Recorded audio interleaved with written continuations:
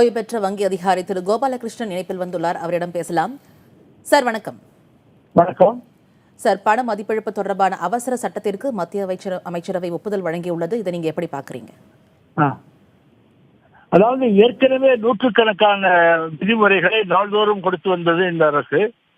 அதே சமயத்தில் வரவேண்டிய பணம் பெரும்பாலும் வங்கிக்கு வந்து சேர்ந்து விட்டது. வங்கிக்கும் அஞ்சல் அலுவலகத்துக்கும் 31ஆம் தேதி மார்ச் வரையிலும் ரிசர்வ் வங்கியிடம் மாற்றிக்கொள்ளலாம் என்ற ஒரு அனுமதியும் இருக்கிறது.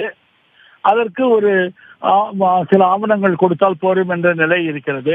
அதற்கு மேலாக 31ஆம் தேதி மார்ச்சுக்கு பிறகு கொடுத்தால் சிறை தண்டனை என்று ஒரு அச்சுறுத்தலை ஏற்படுத்துவது ஒரு ஜனநாயக மரபு ஆகாது என்பது என் கருத்து. இணைப்பில் வந்து உங்கள் கருத்துக்களை பதிவு செய்தமைக்கு மிக்க நன்றி சார்.